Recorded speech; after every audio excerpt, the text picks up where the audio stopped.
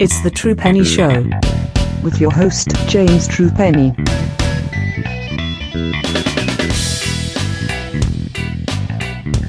Hello and welcome to the True Penny Show. My name's James True Penny. This is my show. And today we flip between two of the most famous wrestling arenas in all of the world, Korakuen Hall and the ECW Arena down in South Philly. And to join me on this epic journey across two continents is Mr. Marcus Green of Baton Rouge, Louisiana. How are you doing, sir? I'm good. Glad to be back. Wouldn't be us if we wasn't doing a double feature. Oh no. Got to put in double duty. Absolutely. And we kind of made a commitment to stay on top of things in the world of Ring of Honor. And I think, looking back on the past show we talked about this year, and then certainly the one we're going to get off into, we've been rewarded for that consistency. Yes, absolutely. We have some issues with personnel choices, which we'll talk about later. But the actual wrestling content has been absolutely fantastic from Ring of Honor. As has been the content that we've seen from Marvelous. We've seen much because it was the first show reviewing of Marvelous. It was remiss of me not to notice, but Marvelous joined Wrestle Universe in May, and we haven't got round to reviewing a show. We have watched some Marvelous wrestlers doing some Marvelous wrestling, but not in Marvelous. We've been watching them in Marigold, as there has been a feud going on between Marigold and Marvelous, which continued on this card. This was back on the 8th of August. If you are a subscriber to Wrestle Universe, you can go see, I think it's about 7 or 8 cards up there now.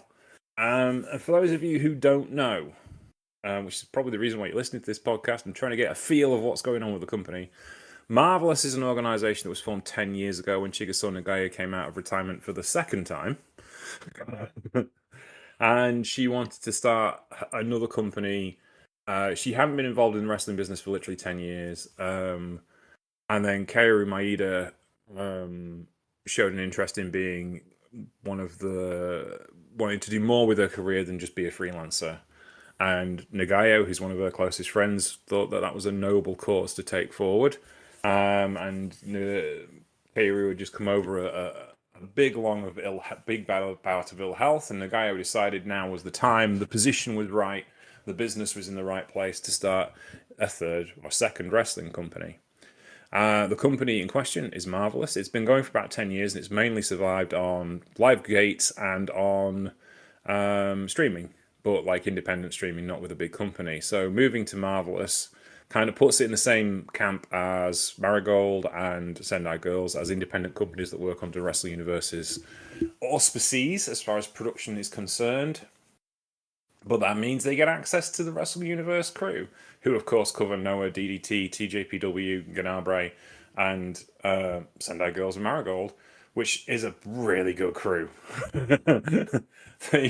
Good directors, good camera people, and Korakuen Hall is built for pro wrestling. So actual presentation was great.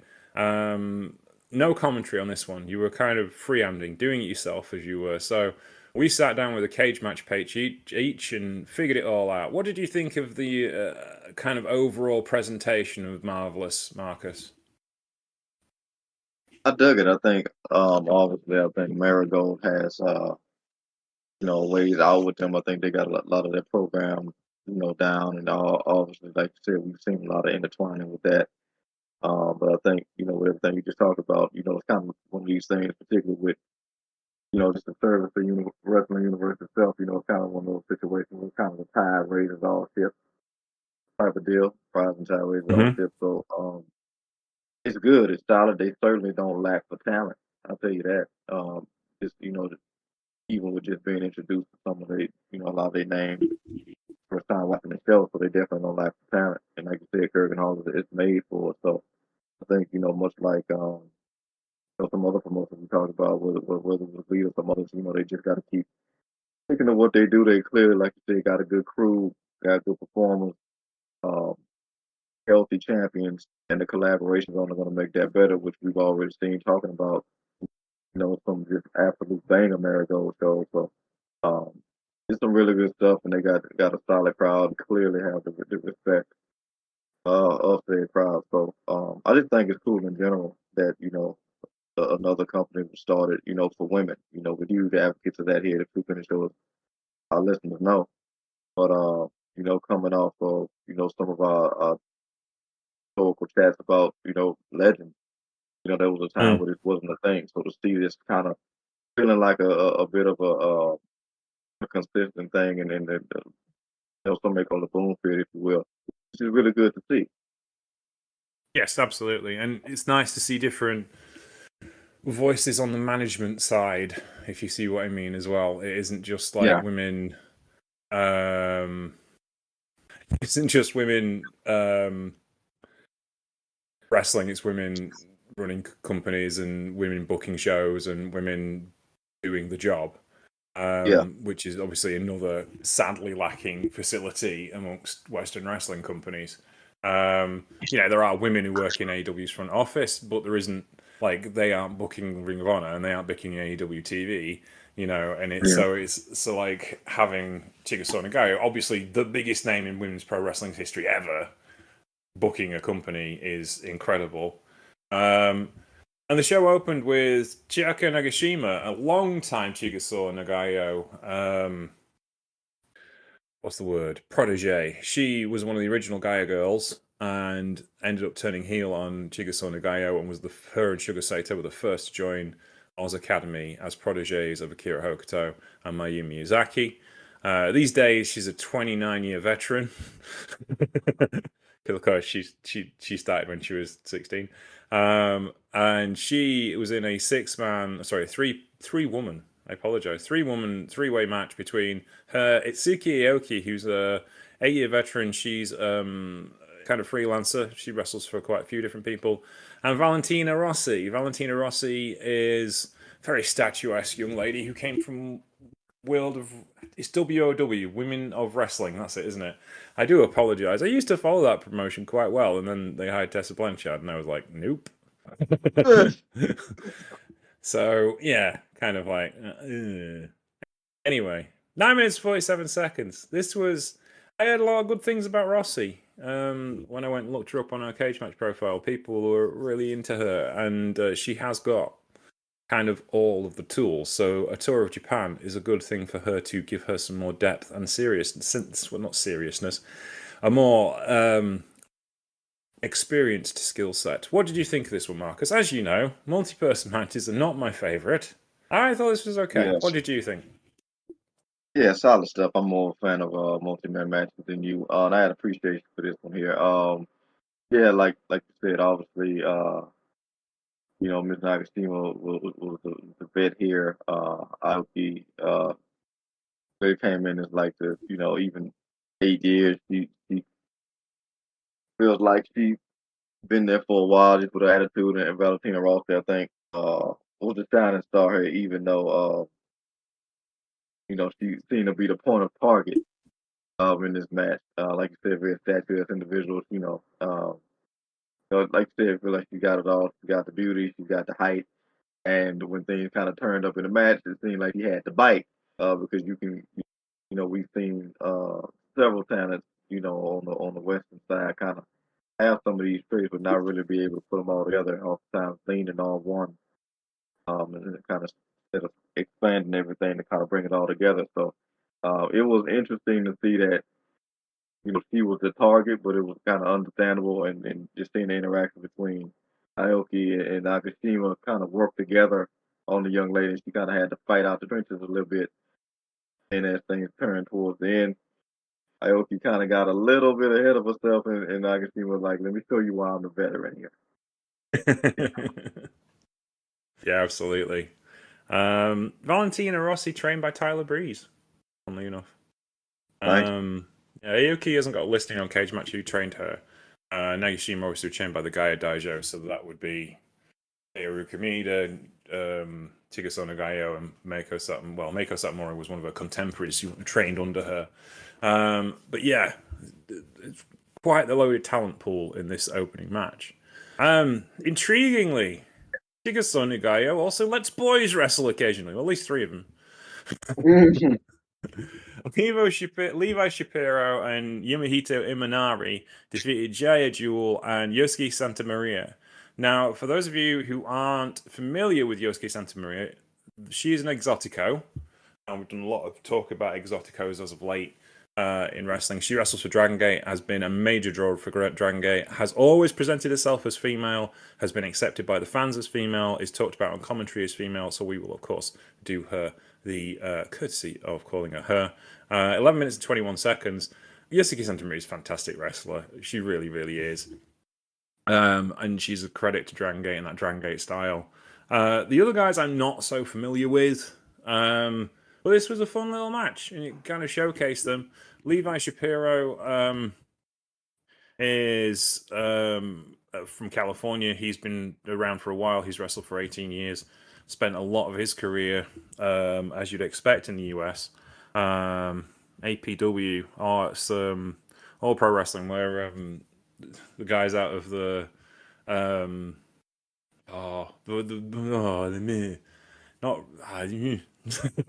was the worst piece of English I've ever managed to produce. A fairly famous wrestling school from California. But we'll go from there, because I can't remember the film. They were in a film. Barry Bloom did that film, and they were in that film, and that's it. Mike Modest, yeah, he came from there too. Imanari comes from Ganabray Wrestling, and Jay Jewel has come out of Modesto, California. Crazy Cajun. So yeah, a real mixed bag of international styles. What did you think of this one, Marcus? Yeah, I didn't know how to take it at first, because obviously it's one particular it's 3 men and a woman in the match. So I didn't know how to. Obviously, I knew it was gonna be a mixed tag, but I know exactly how it's gonna go. Obviously, like you said, very much being introduced to these individuals. It's nice to see another individual like Maria, not only presented but accepted and promoted. So that's always great. That inclusion, of course, but yeah, it was solid. Nothing crazy. Nothing that had a little bit of everything. Hijinks, serious wrestling, whatever have you. But yeah, it was a solid affair, and then Levi and Nara, I thought, worked well together, as did the other team. But yeah, I think going forward we could I think Levi and Minari, if said she let continue to let them wrestle. Again, they could do some solid tag work. I think the thing is, like, Marvelous doesn't carry the biggest roster, so Yeah. obviously they're filling it out with guests a lot of the time, and it's not like men's wrestling's terrible. Yeah. So yeah, I think it was just an interesting bit of card filler that they put in there, and of course you kind of like bowed to who's available. So yeah, the semi-main event. This was kind of a short card, but it was very entertaining, because this match went on for a long period of time, 42 minutes and 36 seconds. I'll explain why in a second. This was a 10-person elimination tag team match, making Marigold against Marvelous. It was 5 wrestlers on each team. Winner stays on. So it opened with Sareee Yamaoka going up against Sayori Ayame, and Yamaoka won at 6 minutes 52. Then Maria from Marvelous came down to wrestle Yamaoka, and she won in 12 minutes 23. Miki Aono came down and beat Maria at 14 minutes 27, and then she went on a run. She beat Aya Huzan and Riko Kawata. She beat Aya Huzan in about 8 minutes. I'm thinking about the time here because I have to do the maths. And then went to a time limit draw with Riko Kawata. There was a 10-minute time limit on the matches. So obviously, because otherwise it could have lasted for 5 hours. Then Mio Minomo and beat Victoria Izuki, bringing it to 4-3 for Marigold. And finally, the ace of Marigold, Utami Hayashita, defeated Mio Minomo to make it 5-3. Marigold winning on Marvelous turf in a Marvelous ring is a bit of a headliner. And the young roster of Marvelous obviously take a step backwards. But the general idea and gist of it was the fact that in Marigold, there's only one heel faction, and everyone's united to wrestle each other. It's a sporting endeavor of sisterhood. And Marvelous has a heel tag team who are quite disruptive. And that was the thing, because the heel tag team of Maria and Rika Kawata came down after the match, complained about the status of their tag team partners, and beat up their own tag team partners. So there was a lot going on in this match, Marcus. But the actual wrestling quality was fantastic, and both rosters are incredibly young and going to have great matches to come. So, what did you think of this one and the story of this match? Well, this one we get to the meat and potatoes of this very short but quality show. This not really familiar, me not being really familiar with any of these women. I was just appreciating the graphs as the generation calls it.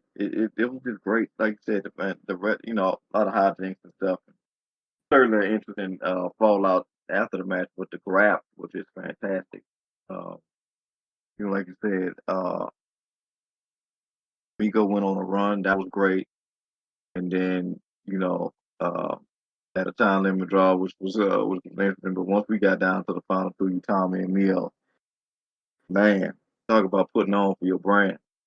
This was just great stuff. They could have, went for they. I mean, they probably still be going while we talking about it. Uh, it was coming down to that. That was it was already just a great match, and then they made it an excellent match.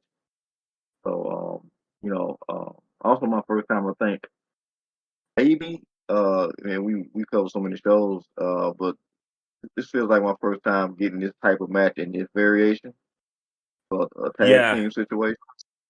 So yeah, I it was think kind of, so. yeah, Yeah, this kind of became a staple around about 2015. There was a big feud between the youngsters and the old guard, right? So it wasn't company versus company. It was basically Kagetsu was leaving Sendai Girls, and Meiko Satomura wanted to make her as a main event star before she left. I should say he, because Kagetsu's had a transition since. So Kagetsu was the number 2 in Sendai for 5 or 6 years, and Meiko Satomura booked this angle and got every office, which shows you the amount of respect that every office had for Meiko Satomura. Got all of their youngsters to get into a feud with all of the older stars. We're going to put you all to pasture, was the basic principle of it. And the main event was 10 against 10. 10 veterans versus 10 youngsters. And it opened with Takumi Iroha, and it was Takumi Iroha versus X, and X was Dump Matsumoto. And Dump got disqualified for stabbing Iroha with a pair of scissors. So the veterans weren't mucking about. They brought the guns. Aja Kong, Dynamite Kansei, Meiko Satomura, all of the legends were there. And it was just breathtakingly good. If you can find it, I'm not sure if it's still available on YouTube. I've probably got it on a DVD somewhere. And we should go back and watch it for the beginner's guide, the beginner's guide to Japan, because it is just an absolutely fundamentally perfect wrestling match of how to make not one star but several stars, because all the old guard were willing to do business, and they did it all in one night and made a generation of wrestlers. And that's one of the reasons why Joshi is where it's at right now, is because of that one match, and that became the staple of, well, how are we going to decide who's the best crew? And it really goes back, way back to the early days of pro wrestling. Because if you had an issue in a territory and one promoter wanted an area in a territory and another promoter wanted the same area, the way of dealing with things back when was, you get 5 shooters, I get 5 shooters, whoever wins takes over the territory. And we both make money in the same process. Apologies for the police car going past. That's actually a really great way to do it. And if I think the only disorienting part for me was just not knowing the name. Yeah. But other than that, like I said, we used to doing my own commentary for a lot of these shows at this point anyway, so that that was fine. But other than that, that's a really great. I'm surprised we never got that in Glee with the faction. Yeah, Um, yeah, like you said, it really just cuts out the fluff and gets it right down to the graph. Keep the um really the confusion down for just getting that many people in the ring all at once, and then just kind of letting mayhem into. Just kind of just keeps things real solid, and yeah, I appreciate the gauntlet type of deal anyway. So yeah, but other than that, like you said, it was just great. It came down to the wire, and yeah, getting you can tell a lot about how great a team is when they win the away game. So mm, that's it. I mean, the Marigold roster at the minute is absolutely startlingly good. And you notice they didn't yeah, send all of their big heavy hitters either, did they? no, Like, they didn't. Sareee Yamoko is like the rising star of the company, amateur wrestler, probably the person I've seen in wrestling who kind of has adapted the amateur wrestling game to the pro game much better than anyone else since like Kurt Angle. She has got an incredible sense of ring awareness as a pro, but uses like lots of amateur skills to kind of create her stuff. And going up against Sariyame, who is kind of a similar kind of style of wrestler, was really interesting to watch that opening sequence.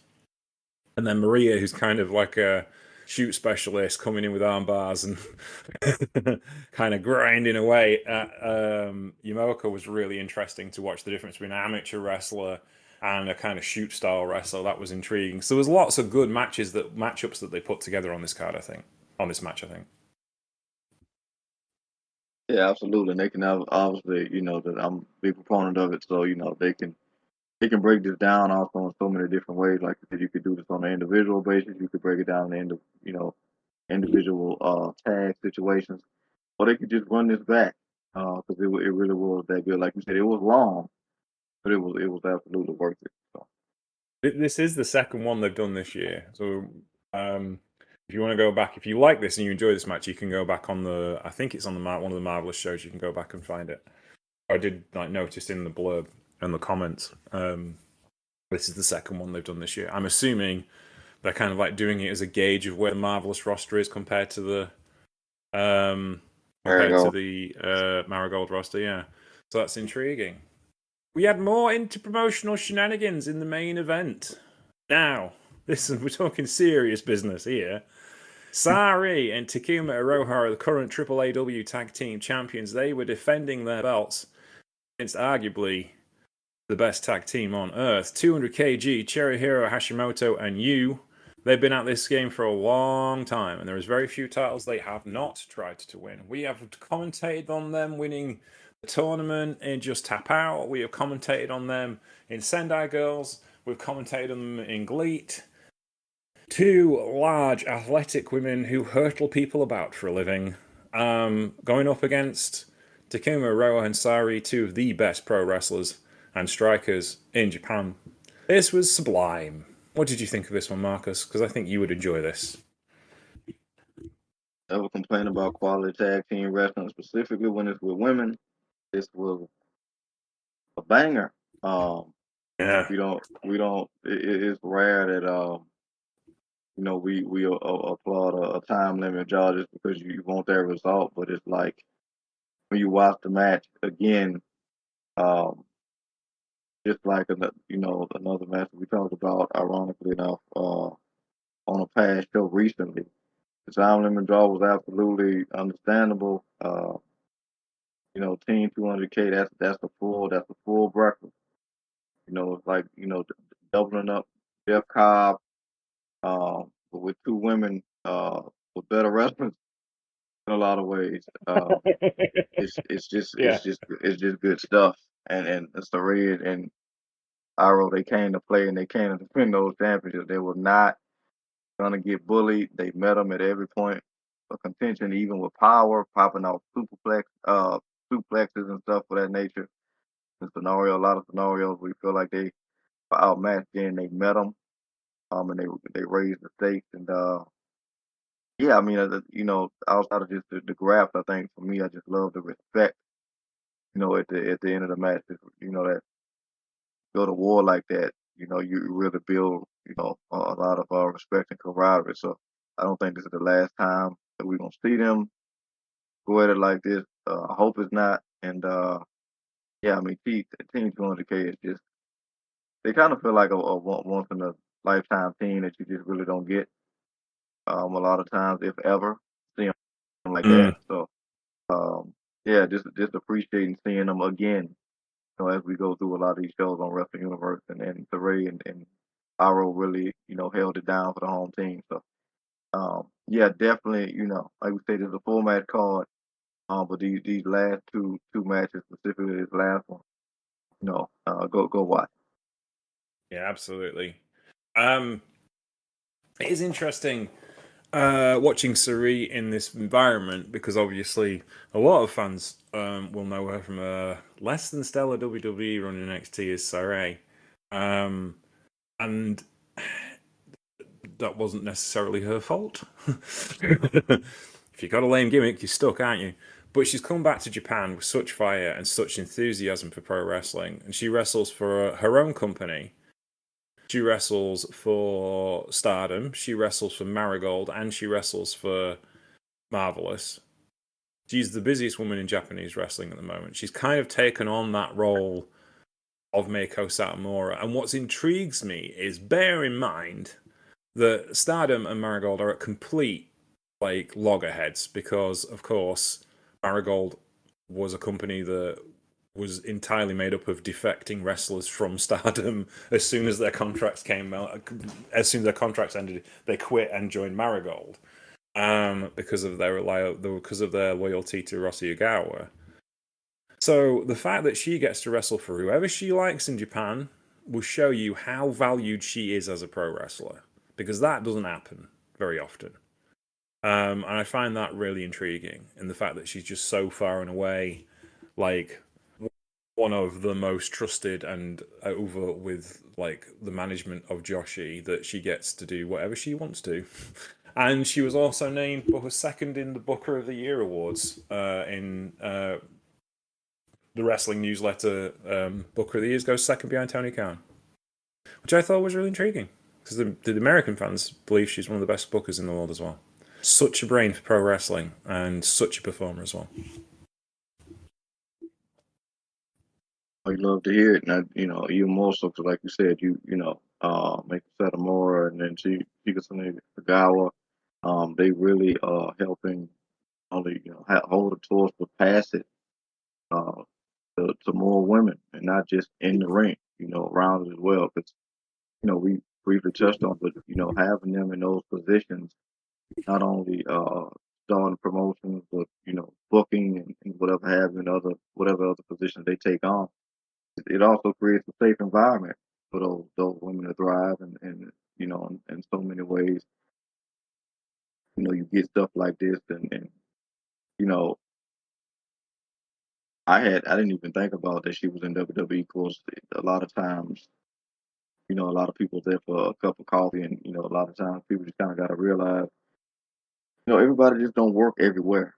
They don't fit No. everywhere, and it's just sometimes it is what it is. It might be some about people behind the scenes fault more than the talent, or the inverse of that. But sometimes it just comes down to chemistry, and it's just not that particular company. So the fact that not only did she come back to Japan and thrive, but she's getting that type of, as you say, leeway. Because I think a lot of Yeah. times American fans just assume that everybody's just collaborating in Japan, and that's not how it goes.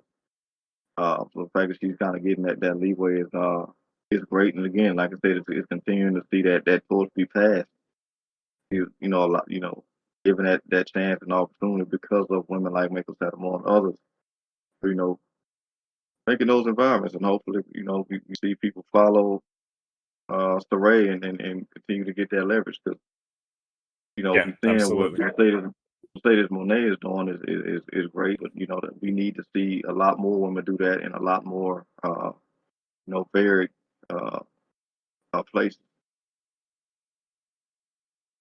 Yeah, for sure. Speaking of a company that puts women literally on top, Ring of Honor. Had Death Before Dishonor this week in Philadelphia, Pennsylvania, 2,300 arena, better known to me and you as the ECW arena. They can't say that; they're not allowed. 916 in attendance on a card that was really good, and it opened with Conglomeration, Hologram, and Tomohiro Ishii going up against the premier athletes Hirai Daivari and Tony Nese, along with Smart Mark Sterling. 12 minutes and 33 seconds. A fun little opener, and one of the most bizarre tag teams you're ever likely to come across in Hologram and Ishii, because it's like Hologram and Ishii, this massively aerial luchador, and the Stone Pitbull, the Dying Embers of Chaos. So they're my favorite kind of like. I don't watch AEW very much, so I don't get to see much of the conglomeration. But like, they're the Dying Embers of the greatest faction of all time. So I'm happy with that, and you know. It's all chaos, guys, so it's all good. What did you think of this one, Marcus? Man, we had some. We're gonna get off into it, but there was some great tag grabs on this show, and I thought these guys kicked it off in a solid way. Tony Nese has been one of those guys who's been around for a long time. Has always had a great look. Has always kind of been one of those guys where it felt like, given the right situation, opportunity, he might be able to break through. But feel like this is probably the best, position for him to be in, with somebody like Daivari as well, who's another one of those names where it's like they're around it. I really feel like they wasn't anything big or consistent for them to really pop. But I think this is a good situation for them as the premier athletes with Mark Sterling, who's another name that's stays consistent and around in whatever position he finds himself in. And then you come over here and it's like Hologram and Tomohiro Ishii. Okay, how's this gonna go? And it worked. They did it. Worked. Now I think about it, I'm like, yo, Tomohiro Ishii being the man for the hot tag, I need it. I need more of it. Like that's perfect for him because he's gonna come in, he's gonna muscle him, he's gonna do his thing, he's not gonna be moved, and the hologram's like, oh well, if you go do a stalling suplex, I might as well get on top of the rope and jump off. And do what he does. So finding his, it's like it feels like a bird trying to find a place to land on this big island, and he did a great job at doing it, and it created a real good solid combination, and I thought these 4 men really went out there and kicked off the show right. Yeah, absolutely. I'm sure Taichi, Ishii's other tag team partner, who's the current IWGP Tag Team Championships with, is looking unconcerned that he might have a new best friend. But, Taichi should realize now everybody leaves him, so it's all okay. Just don't worry about it. Music to my head. I can't pick on Taichi anymore. He's too good these days. It's no longer fair. Because Sonata left him as well. That was just mean. But anyway, Taichi aside, Hologram and Tishi, yeah, they were really, really good. Next up, the favorite favorite faction, I should say, of the Troopany show, were in action. Now, well, you may or may not know, Dustin Runnels, having to go off for knee surgery.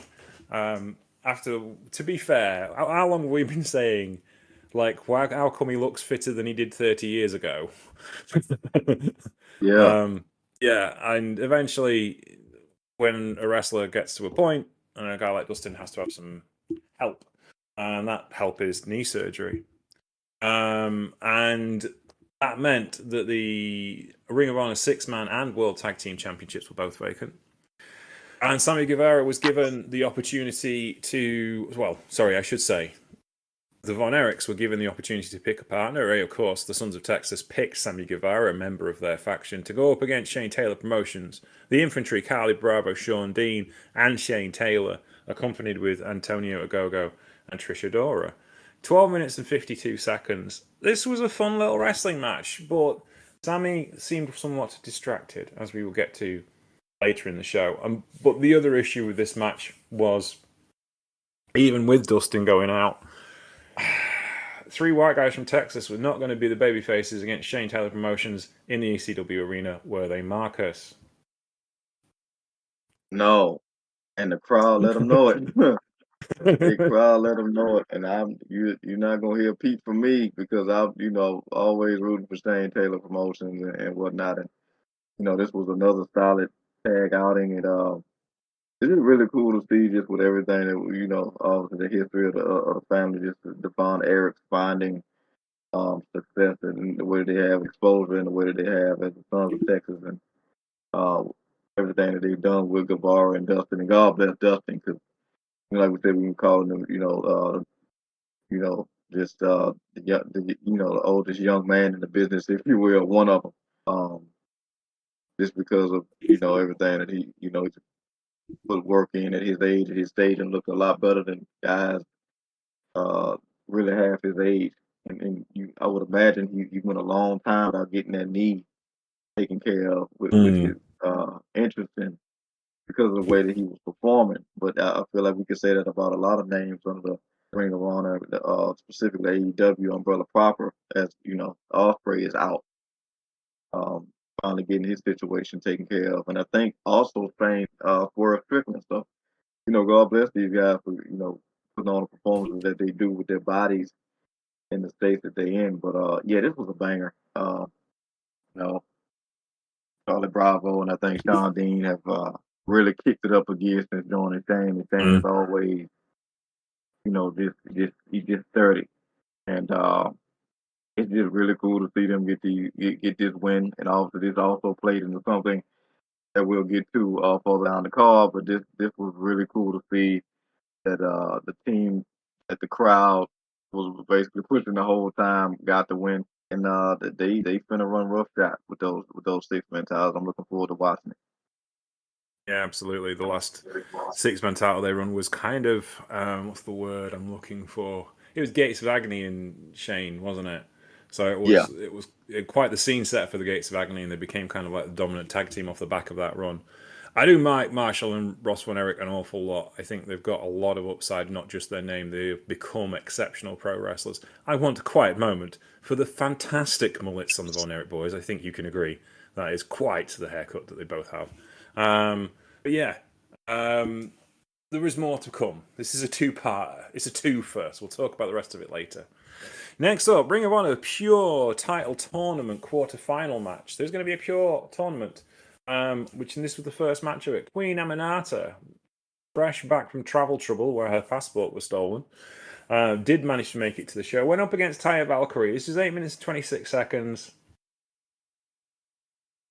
Match on the card. I hate saying that, and I don't like pointing out, but the execution with this match, with the problem with it was Tyra didn't care about Pure rules, which is fine, and it kind of played into the finish, but it was just a regular wrestling match with some awkward rule interplay, and that kind of just made it stilted and didn't really make it flow the way I wanted it to. It could have been better, because Tyra's a fantastic mat wrestler, but her character won't allow her to do that. So the workaround was, well, she doesn't care about Pure rules. In that case, then why is she in the tournament? Why didn't you get somebody else? So it's, yeah, it kind of like awkwardly swam along and it was fine, but could have been so much better. What do you think, Marcus?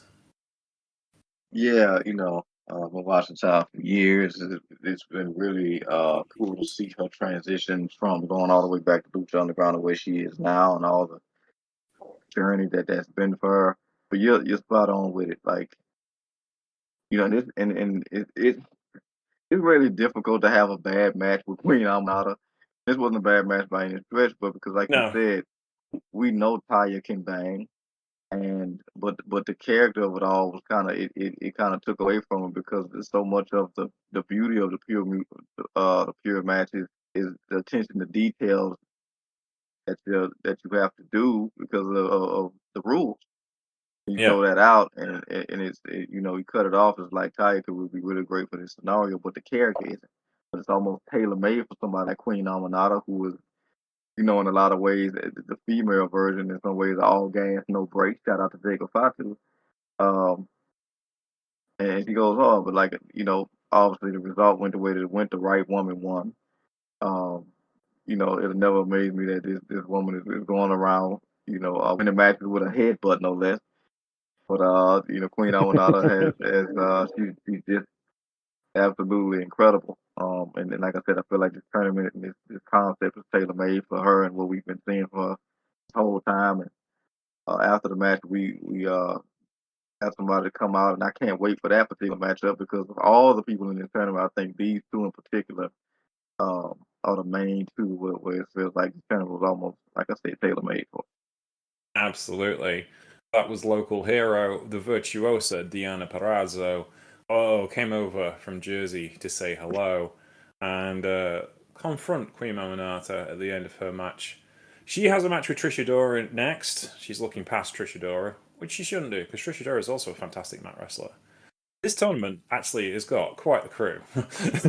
Yeah. And I'm looking forward to seeing the rest of it and seeing how it develops because it's like, I love a tournament.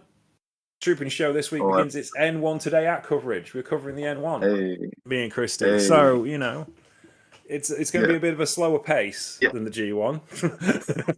yeah. And also we've been doing this long enough to remember when the concept of women's wrestling and Ring of Honor was kind of like embers um Oh, yeah. It was of a bloody awful. conversation. Yeah, it was horrendous, so to speak, and for her to be, she had a confrontation with uh Anna Parasso with Trish Adora, and Trish Adora kind of was like, "Yo, you're not gonna look over me. You got me next. Don't focus on nothing ahead of me. You got me next." And she was like, "You need to be thanking me because everything that's happening now for the women started with Mm. me." So, and that's about as real as it gets because that was a real thing. So much of it was, her kind of spearheading a lot of what was potentially to come and all the fell through. So to see her be able to come back, and really she fits more in Ring of Honor than I think she did on AEW proper. But to see her come back in this position and to have the women the way they are, and that she is now participating in a pure tournament when something like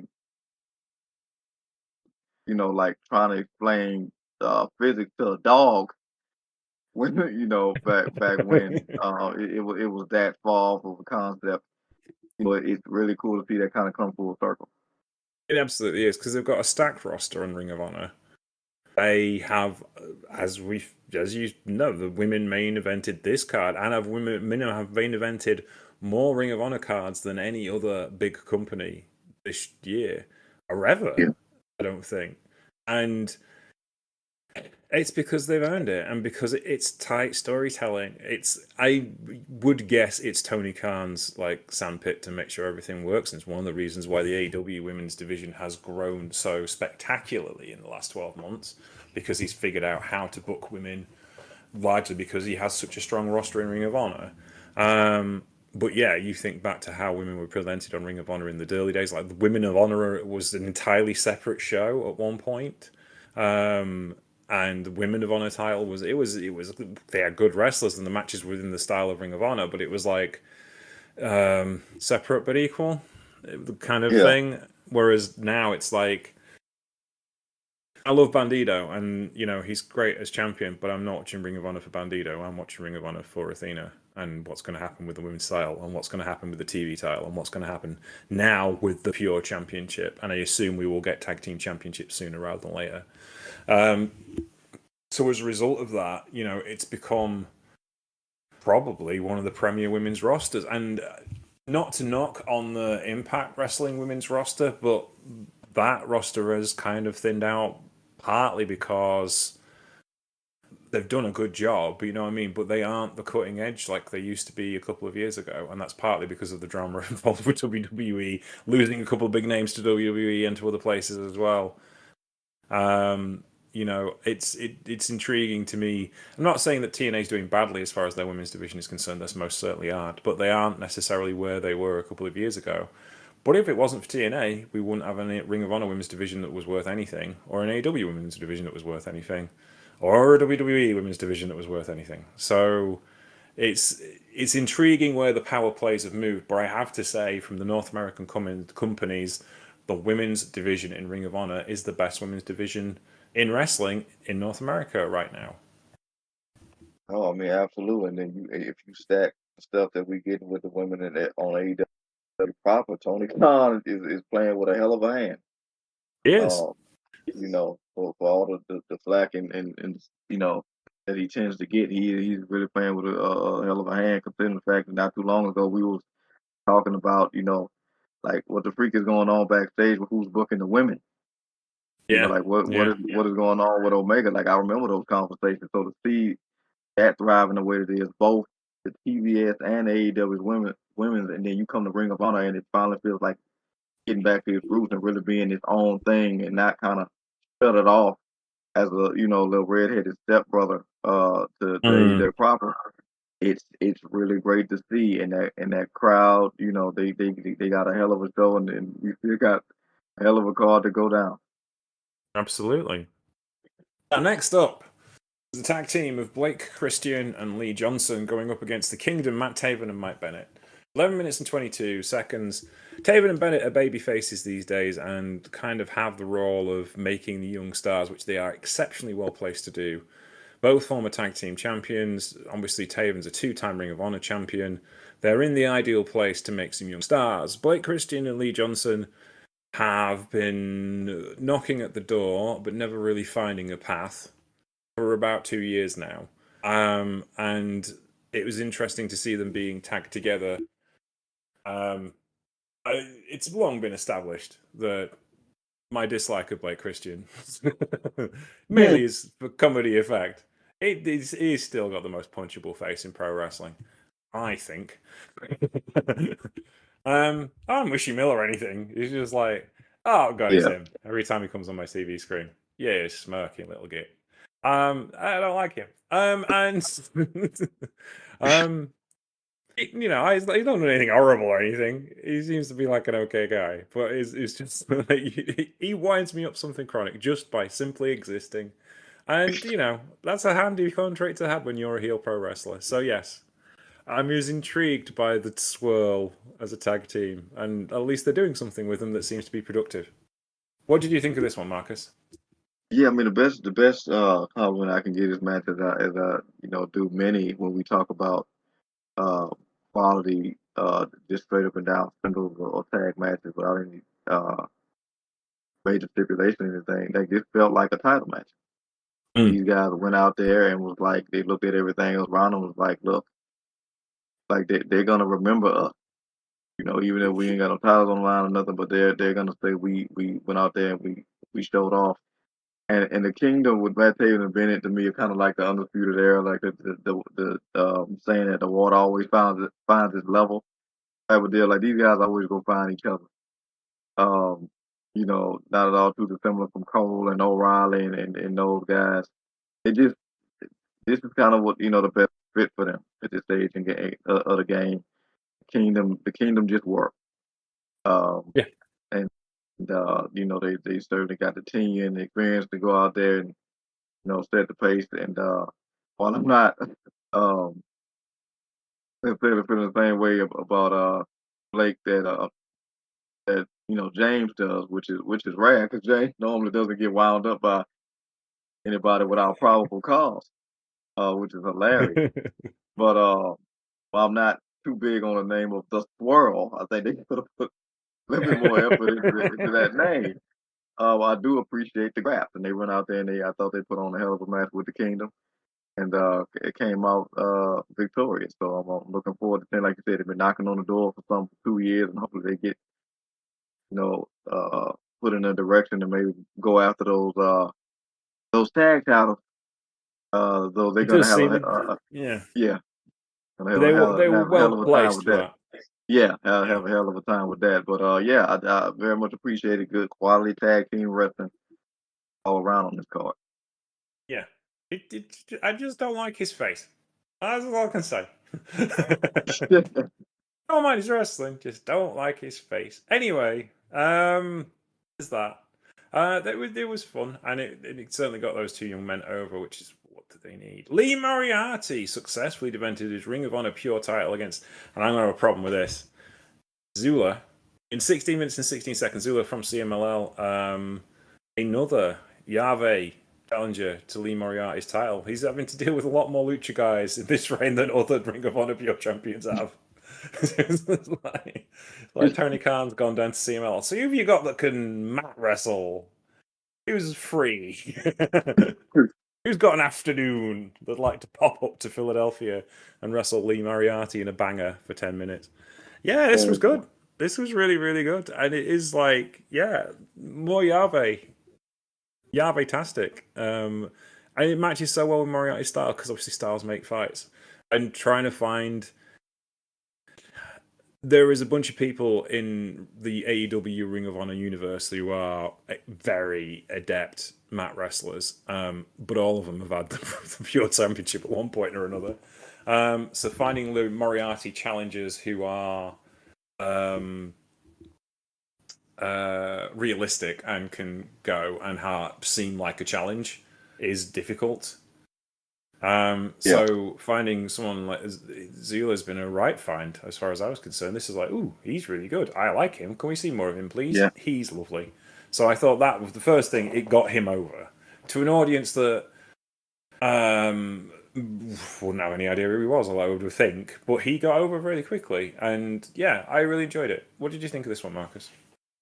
Yeah, I can understand that across the, AEW Ring of Honor. A lot of math to keep up with, to say the least. Yes. So a lot of math to keep up with. But like I said, the graphs is the one thing that stay consistent. And look, man, we've been propping up Lee for a while now, and he deserved every bit of it. The guy's an absolute stud, another jewel in the crown of Shane Taylor Promotions, and very much getting his Athena on with his Pure title. But I think he's the longest reigning Pure champion. And when Yeah. you get in these scenarios, you see why. You have to be adept and at your own skill set, but you also have to be able to adapt. And I think throwing the world of lucha at him is all he kind of seems to be doing. They seem off footing, but the guys are good, and he goes out there and delivers every time. And Zekua was a hell of an opponent for him. So Yeah. looking forward to see who he does. And I don't know if he's gotten to go against Zero yet. He's had so many opponents. But yeah, this is perfect for him, perfect for that match concept. And like you said, I don't know who's coming up next, but like I said, he's had kind of going under the radar for just being consistent. Plus, it's kind of easy to go under the radar when you go on on cards going against Bandito and Athena. So Yeah. you can't lose points. It just kind of is what it is. So, but yeah, the guy's absolute stud.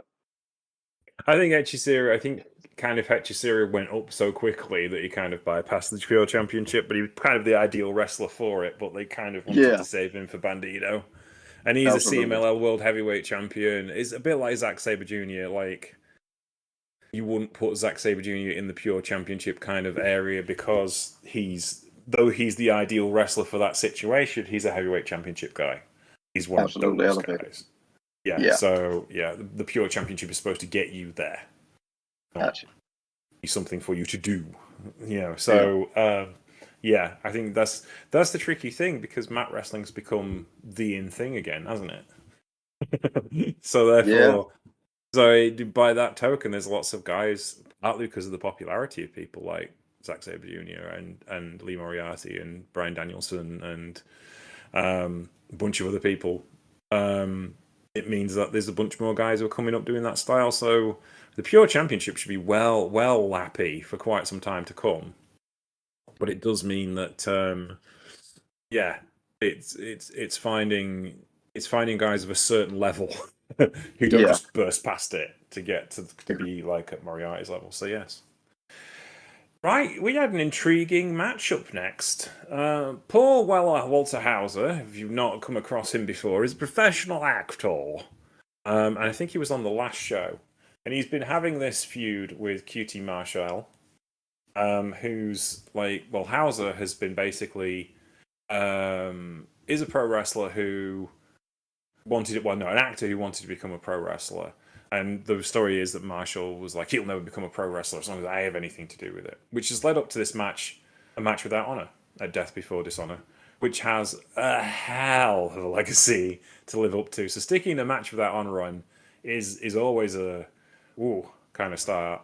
And But if there's one guy you want in this match, it's QT Marshall, because whilst he isn't very popular with the hardcore wrestling fan base, he is exceptionally talented at getting people over and looking after people. That's his job. He's been a journeyman wrestler for the last 20 years.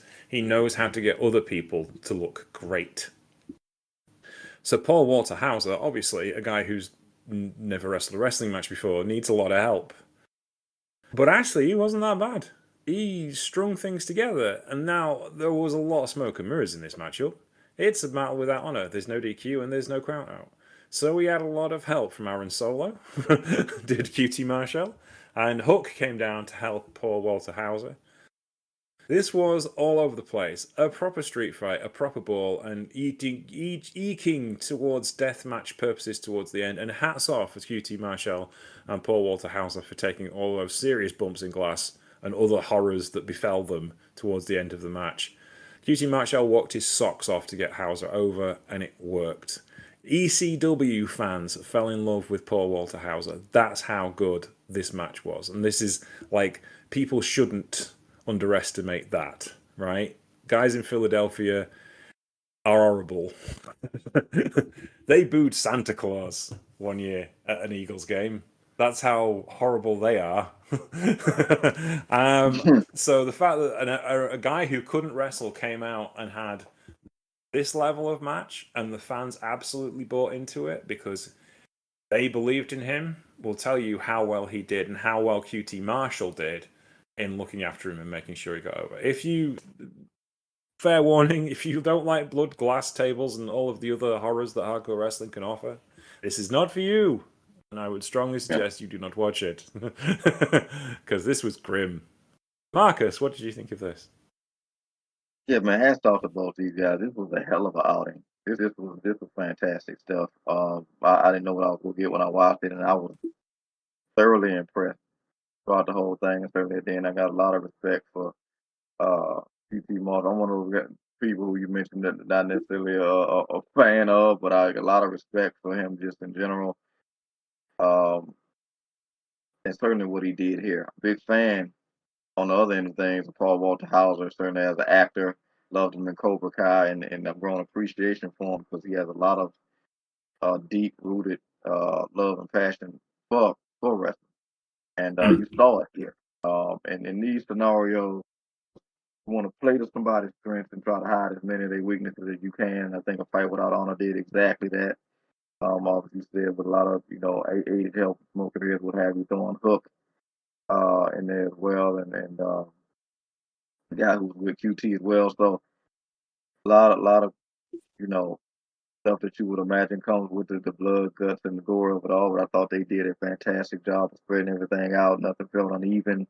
Didn't feel like one guy got too much or too little. Paul really went out there and did it for the love of the game. It's what you love to see. And this is how, after recent horror events, this is how an outsider this can come in and is supposed to be presented and cooperate, Yes. within the opposites of this wonderful art form. And like you said, the goal and benefit, even in the loss, was to get him over, and that's exactly what happened. This is what this looks like when an outsider, of this art form is brought in and properly used in this fashion. And like I said, they got a lot to live up to. That Fight Without Honor got a long standing tradition. I thought they did a lot of justice to it. So like I said, hats off to both of those guys because they certainly, went home looking forward to an ice bath on both ends. Absolutely. Now then. Whoa. Big deep breath. Ring of Honor World Tag Team Championships was up next. The Outrunners, Truth Magnum and Turbo Floyd, who I've never seen wrestle before, to be honest. It's my first time, and I quite enjoyed them. I thought they were a lovely little bit of a throwback act to the tag teams of the 80s that I grew up on. So I like them. They're cool. Went up against Sammy Guevara, who had the option of any tag team partner he wanted, and he chose Roosh. Now, I'm not a fan of Roosh. As a wrestler, fantastic. Absolutely great. As a human being, absolute trash. For those of you who don't know, and the reason why I do dislike him is because He went to protest Katerio's sentence for attempting to murder Stephanie Vacour when they were together. And he, and along with several other luchadors, including some very famous names, were absolutely livid with the judge for not letting get his name right, for not letting Katerio out of prison, despite the fact he was a danger to Stephanie Vacour in person and via social media. So yes, don't like Roosh at all. Nor do I like Dralistico for the same reason, and various other people. But that aside, this meant that Sammy Guevara was aligned with Roosh and the faction Ignorable, and they went up against the Outrunners in this match, which was pretty good for what it was. But the story was Sammy Guevara because, of course, it was. In this environment, he was always going to be detested, so it's probably the best place for him to do a heel turn. The problem was, of course, because it's Philly, they like Roosh and they didn't like the Outrunners, so it didn't quite work the way they wanted to. The Ignorables did take the belts at the end of the match in a pretty clean finish, to be honest with you. And then the Von Erichs came down to confront Sammy, as members of Sons of Texas, what's going on, and Sammy turned heel on the Von Erichs, which of course gives you instant, what's the word I'm looking for? Instant elevation of the Von Erichs from the six-man division to the tag team division, because they'll be chasing Sammy and Roosh for the foreseeable future. So it was a neat little package that ended the story, but you can tell my disappointment. What did you think of this one, Marcus? Yeah, I'm right there with you, man. It took me a while to warm up to the Outrunners. They were kind of guys that I didn't really care for at all when they came on TV, mostly because they were like, earlier appearances they played. It was more about the spookiness of it all being throwback, and now they really got down to the nuts and bolts of it really being true throwback. Also, kind of had an appreciation for them because it's really weird after all those years of watching like previous iterations of Ring of Honor, and for them now to be where they at. And I'm looking up and down the shows. I'm like, it almost feels weird not to see Silas Young. Yeah. He's been so long associated because he was just that older guy that of yesteryear, still in that mindset of that sort of character was anyway. And now it feels like maybe the Outrunners are picking that up in a more healthier fashion. Less horrible fashion. Yeah, less without all the grudge, the misogyny and the exactly. Yeah. So it's really cool to see these guys go on a win streak that they had. Obviously, they came to the end here because obviously they were catering to a more larger narrative. But I still don't think they're out to fight.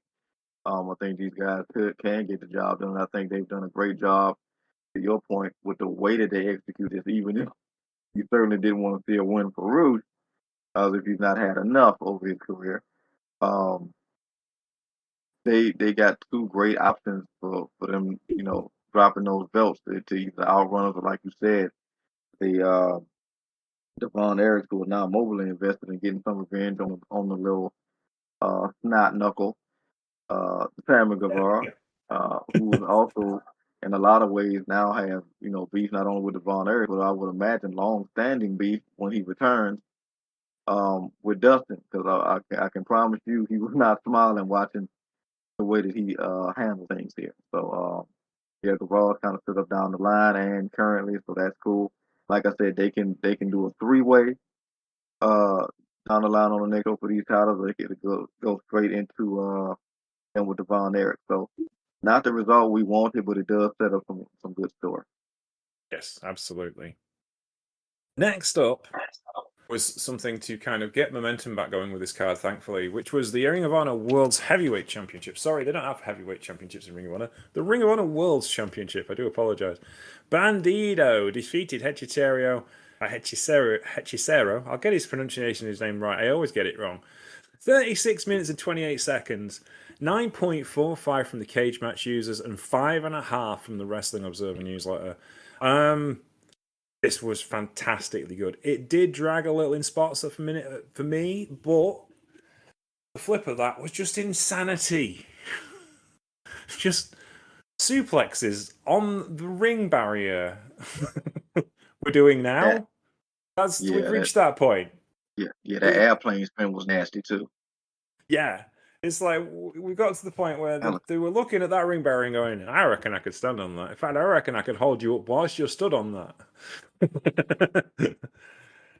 Yeah, I just absolutely pushing boundaries and going to another level. I mean, Hechicero is not an aerial wrestler. That's not his thing. It's not what he does. He's a mat wrestler. He does occasionally climb the ropes. Will produce a plancha when necessary, but it's not his bag. His bag is submission and llave and keeping it on the mat, which makes him the perfect wrestler to go against Bandido, who's the exact opposite of that. He is arguably the premier aerial wrestler, certainly in Ring of Honor, possibly in the AAW universe, and just absolutely a great exponent of what you expect from Lucha Libre, apart facing Hechicero, who is kind of like the traditional lucha guy in the mat work and making everything about a grounded wrestling approach. So this was kind of a lucha classic told in an American kind of wrestling way in front of a hardcore audience. It covered an awful lot of ground. What did you think of this one, Marcus? Because this was a superb wrestling event and kind of shows you where we're at in modern day wrestling in the sense of, if this was a Arena Mexico, you were talking like best of 3 falls, and it would be very high spot orientated and it'd be less story. But because it's in the 2,300 arena and it's on a Ring of Honor pay-per-view and it's a much more rounded kind of series of storytelling, I think that makes it something very special because it's something we have seen but not seen as much. Does that make sense? Because that's like, Bandido spent a lot of time in North America, so was Hechicero, but like it took guys like Rey Mysterio maybe 2 or 3 years to really get the North American wrestling style. Sorry, not the North American, the American wrestling style, and apply Lucha Libre to that.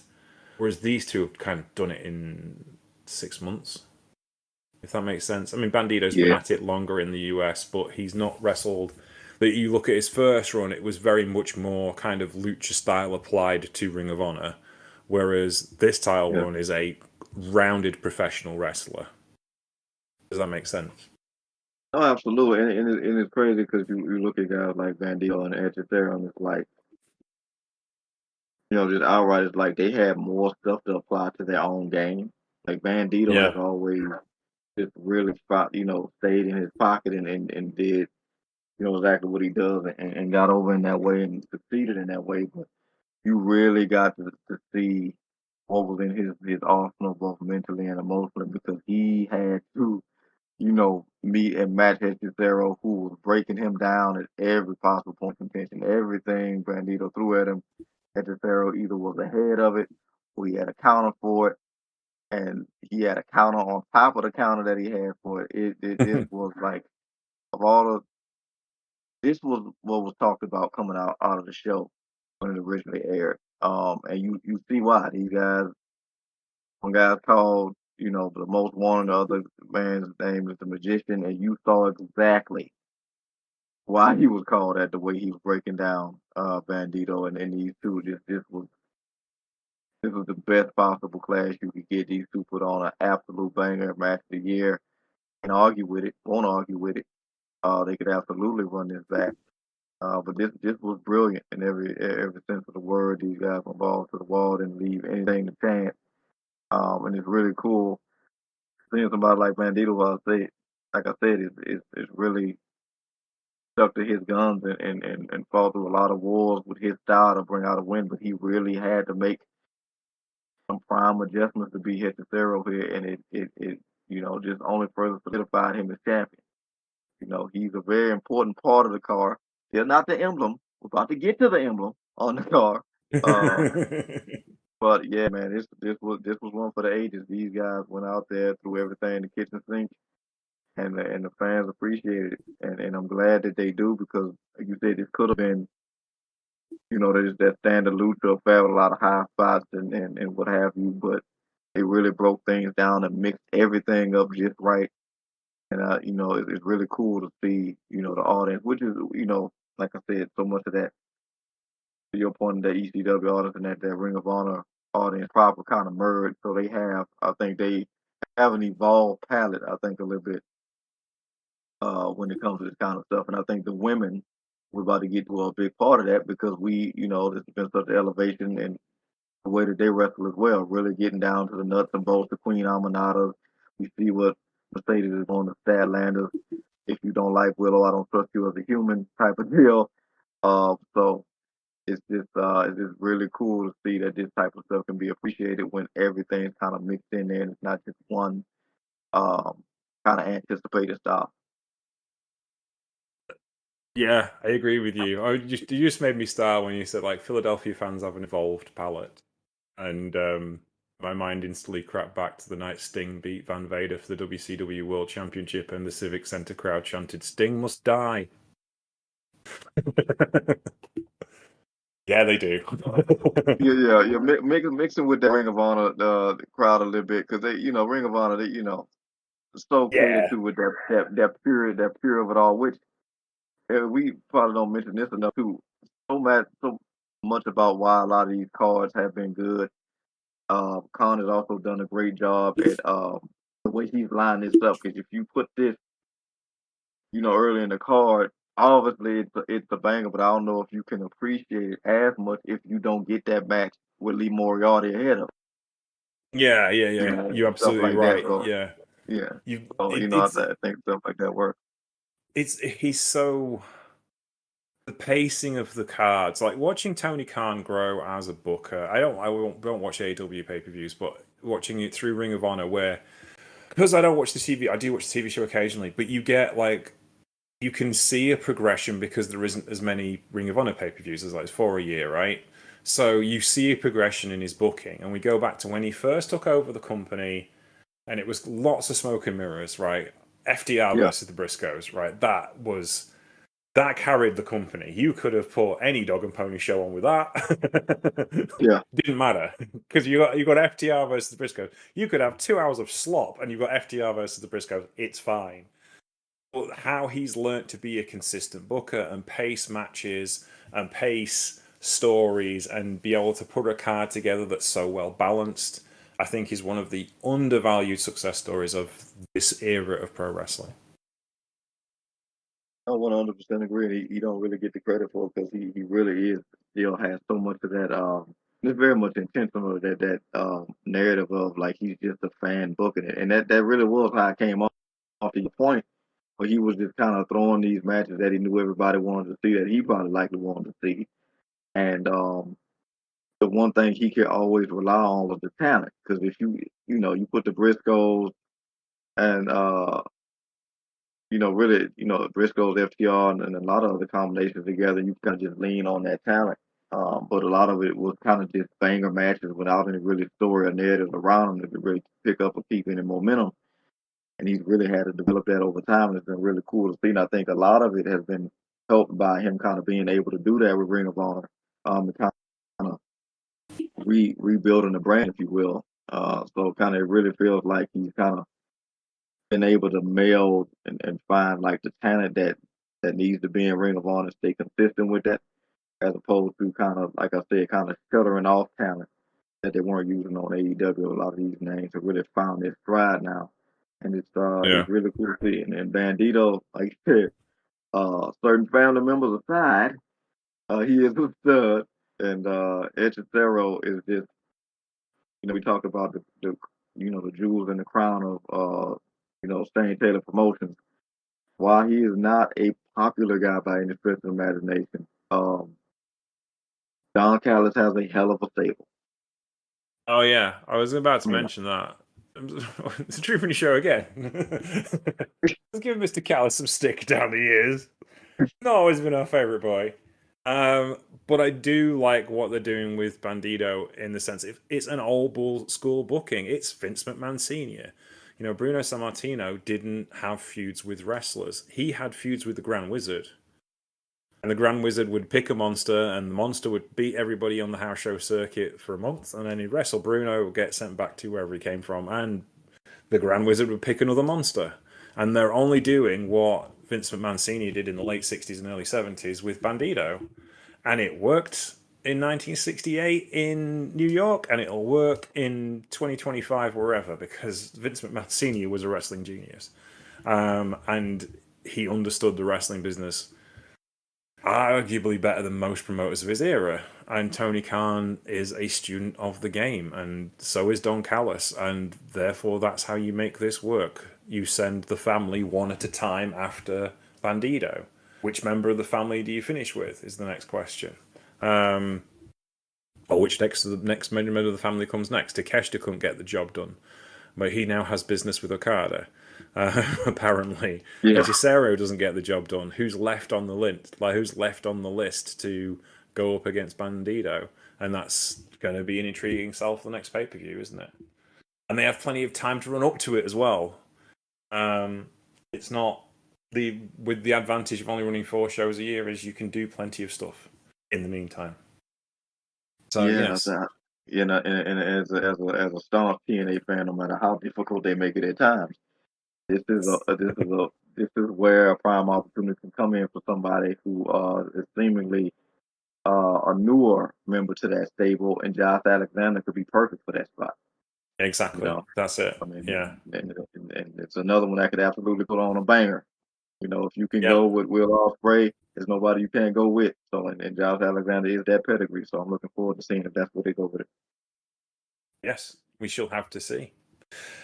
However, we must move on to arguably the best wrestler in the United States of America right now. That's Athena, the Ring of Honor Women's Champion, looking for 1,000 days as champion. And we are talking dominant title run. We're talking Okada's 6th championship run. We're talking Io Sky's red belt run, the first one. We're talking Manami Toyota's WWE Championship, Aja Kong's WWE Championship, Bruno Sammartino's WWF Championship run. This is the level we are talking about, because no one has done this thing before with a women's championship in such a way. Athena is the podium ornament of this company. She is leading the way, and she is an absolute superstar. You only have to see the reaction to the match with Toni Storm at Forbidden Door.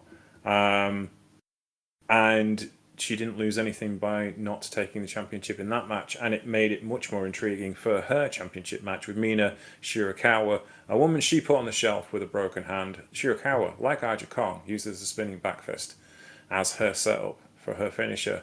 But this match was an absolute thriller, incredible back and forth, and goes again to show how great Athena is, how great she is for this company, and what she has done for women's wrestling. Ring of Honor has always been one of the most diverse companies in pro wrestling, which, is slightly bizarre when you consider its previous owners were a right-wing news organization.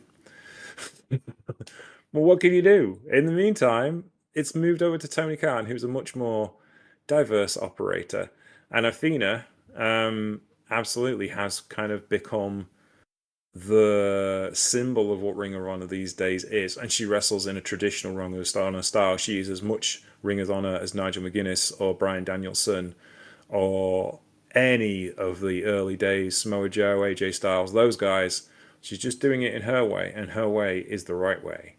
And this match with Mina Shirakawa, and I mean to take nothing away from Mina Shirakawa because she was absolutely fantastic in this match, was another stellar main event in the books for Athena, accompanied, of course, by Billy Starks, who is just as much a part of this revolution that Athena has put forward as anyone else. This was fantastic. Blue Meanie coming down to help dance Athena to the ring because, everyone needs a big Blue Meanie minion, don't they, Marcus? Yeah, I mean, I think just another added piece of brilliance to this whole thing. You could tell she's having the time of her life. Absolutely getting, so much, I would imagine, creative control with everything that she's doing. Maybe not at all too dissimilar from what we're seeing with Mercedes. But but in her own very unique way. And she is just girl. She don't miss. If you line up, we're obviously we're gonna get to the end of the year, and you line up people who have had a year full of absolute match of the year candidates. You'll mention your Ospreys and your Banditos. I'm sure Gunther coming there as well. A lot of other deserving names. You got to put Athena on that list, or you have no credibility as a human talking about this stuff. Absolutely You not. just don't. You just don't. There are a few people who have deserved, earned this type of achievement that she's had with this Ring of Honor title than Athena.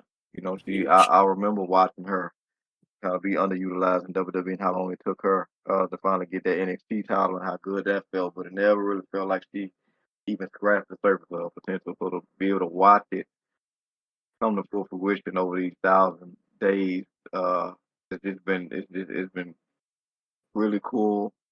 This beautiful, extremely talented young African American woman really shine as bright as she's done and really become the emblem, like I said, on the Mercedes that is, or just the emblem on the car that is Ring of Honor. It's just been brilliant. And kudos to Tony Khan for recognizing that, acknowledging it, and properly putting her exactly where she deserves to be in the main event, closing out these shows. I would imagine the only reason why it didn't get as high a rating on Cage Match is because it didn't go as long. And I'm guessing I'm gonna throw it out there that it wasn't uh, two dudes. But other than that, this is absolutely as good to me as the Bandito match. And like you said, not to take nothing from Mina, because I think Mina probably kind of gets underrated because she does so much of uh, the aesthetic appeal and the frou frou and with the antics. But that woman can get in that ring and bang with anybody, and she put Yeah. Athena through her paces, and she's not somebody that comes out there and hits light. And the only reason why she is called an interim champion is because of how that situation went down. She's secondary in a lot of what to nobody in her field. So, but she's going against Athena, and Athena is a forever champion. And she might very well be one of those situations where we got with Asuka in NXT where she just kind of had to retire the championship or let the championship go because at this stage, I don't know who beats her. I don't see why you have somebody beat her. She's just too good, and I'm glad she's been able to stay healthy this long as well. This is the one thing. This may be the easiest thing that Tony Khan has to book because he really doesn't have to do it. He's just got to let this woman do her thing. Yeah, absolutely. She's just fantastic. I mean, Shira Crowell was probably the smartest signing of the women's division in recent years because she was an absolute superstar in Stardom. Don't get me wrong, and I have never seen her a bad match anywhere. So you knew she was going to produce the goods. She has an excellent personality, in much the same in Willow Nightingale, in the sense of she's a born babyface. She's just such a joyous person and positive person to have on a show. And that's unbuyable. You can't make people happy, and she just makes people happy. And she's just got and that's that's the thing. It's something we talked about in New Japan as well. Is the lack of pure baby faces is also a drought, as well as the lack of pure heels. Like, the Uemura is the first pure babyface I've seen come along in New Japan for a long time. Shota is as well. You've got two of them there.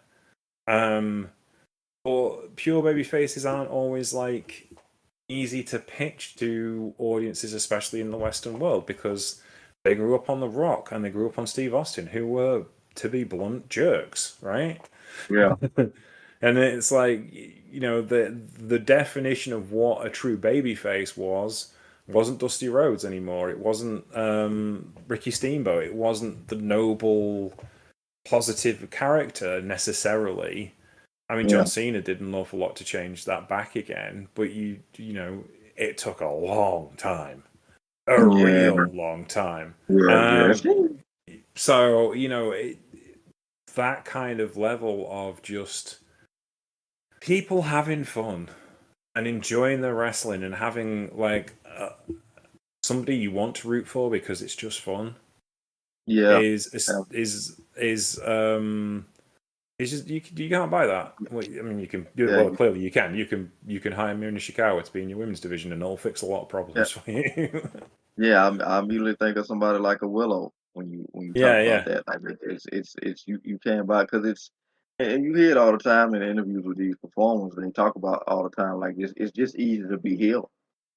You know, it's yeah, just easy to get rid of hate because it's just one of those things where it's like you're doing more. But for I think for Mina and somebody like Willow, they just being themselves and yeah, they turn it up when they come across an opponent like an Athena or somebody of that nature like a Thekla who's coming along to face off and doing her thing as well. Like you meet those challenges, but you don't let them change you. Um, yeah, so it's you find that you gotta put it in the bottle and keep it tight because like you say, everybody that cool factor killed a lot of that. Everybody wanted to be yeah, cool. Everybody had to be the person somebody else wanted to be, or then the other person wanted to be with, and then everybody, that part where everybody was with the slick back hand, the muscle. It was a lot of things during that period when everybody just had to be the cool guy. But some people can get over just being themselves, and it doesn't happen often as organically as we've seen it with Mina and with names like Willow and others. Because I don't think anybody would dare buy Rey Mysterio as a heel, or want to. But yeah, every so often you get stuff like this, and it just translates. And again, when you working with somebody as thorough as Athena, it's not many things that not many round pegs that you have to put in a square hole. yeah. It's I think it's kind of a time for it. I think Yeah. discussed this before in the sense of like the world's a horrible place at the moment. It really is. Hmm. And having a level of just pure joy about things is no bad thing. Like this summer, I've taken to watching the Savannah Bananas and Banana Ball on a Sunday morning before I get dug into wrestling, just because it's. I'm not a baseball fan, but I'll watch that because it's fun. And it's got, for those of you who don't watch Banana Ball, I've played it to Christy and she said she would kind of probably watch it. It's not like a fake sport. It's competitive baseball, but it's done purely for entertainment. And their idea is fan first. Now, obviously, they're trying to make money. I'm not Yeah. daft, but but they have changed the rules of baseball to make it more exciting. So you don't get like 15-2 blowouts every time. Whoever has the most runs of an ending innings gets a point. So that means the games are always close. And in the last innings, every run counts as a point. So you can win it. And if it goes to a tie after that, you get showdowns. So there's always going to be a winner. Games are only 2 hours long. They're not allowed to go any longer. And the players have walk-ups and they have dance routines, and it's just fun. And they're all friends, and they've all been playing like minor league baseball for years. And like they played in San Diego this week, so they got a couple of San Diego Padres legends to come and pitch for them. And it's intergender, like the women play on the teams as well. So like some of the best women's baseball players are playing in major league stadiums, and it's just fun. And it's hard work to watch, and it's sport that isn't like, yes, it's not particularly competitive, but by God, they enjoy it when they win, and they're disappointed when they Yeah. lose. Yeah, It's weird to your point. Like it's crazy. I think it's so much of not being able to and with the whole turn of the heel thing. So much of the curtains have just been not pulled back, but absolutely obliterated when it comes to showing how the magician does the tricks now. yeah, Because everybody's so in on it, they get way ahead of themselves when they're looking at something and completely take themselves out of the moment. And because I think so they become these little their own little self BS bookers, if you will. And I think in a lot of ways, to your point, because the world is so ass up. People yeah, are taking that mentality now. They're trying to book people in their minds when they watch them, or just the smallest things. So they can't really just enjoy a human experience because they're trying to in their mind not be bamboozled or find a way to make it bamboozling or how can I make this offend me or this, that, and the third, and just overthinking everything so they can't even let that experience happen. So yeah, they just I Yeah. absolutely agree with you because I was watching a video the other day of a owner grooming their puppy, and I found myself smiling. I'm like, this is crazy, but this is the place we are in the world. Like you have to find those little joys and make them big. So Yeah. yeah. Yeah, because it's like just like talking with Kath Barado, American comedian on Blue Sky earlier today. And she's a wrestling fan as well. And we were just talking about the history of Texas. Oh, I'll make sure I get it right because I got it wrong the first time. University of Texas at Austin. And because I said Texas State University, I got so much stuff. I got 3 or 4 people having got me in my mentions because I didn't say the right thing. And it's like, get a life. Stop caring. Like, yes, I made a mistake. Let's move on. But yeah, and it's like, whereas like, counter that, go watch some Savannah Bananas playing the Tailgaters. It'll be a blast. You'll have fun. You will enjoy yourself. It'll be nice. Watch Ring of Honor Wrestling. It's fun, kids. You can actually Yeah. enjoy it because the wrestling's great. There's some horrible people Yeah. on it, but Yeah. yes, And to James's point, Tony, a great Tony, did a great service. This entire show is on YouTube.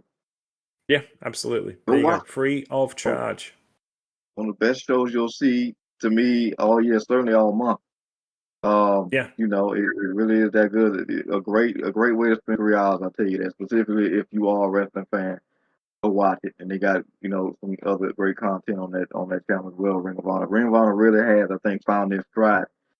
Under this AEW umbrella, and it's really cool to see because at one point we were talking about it, they kind of just feel like something that was kind of like a side gig for the company, and now it's really doing this thing. And like I said, going back to Athena just for a second, the fact that we're talking about her being the best thing not only in the company but in all the wrestling when not too long ago this company really didn't even know if it wanted to do anything with women at all. To yeah, find yourself having a pure championship for the women's TV championship, and like you said, with a Magic Tag Team was on the horizon with Athena leading the way.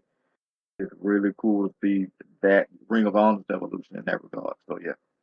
absolutely, definitely. Right then. Well, that brings us to the end of the Troopany Show for today.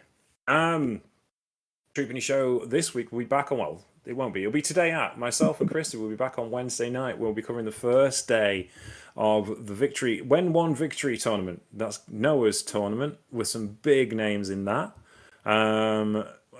We're doing our first show on Wednesday, and that'll be out Wednesday night. Friday, we're doing the Friday re-release. It's a new thing I've been trying.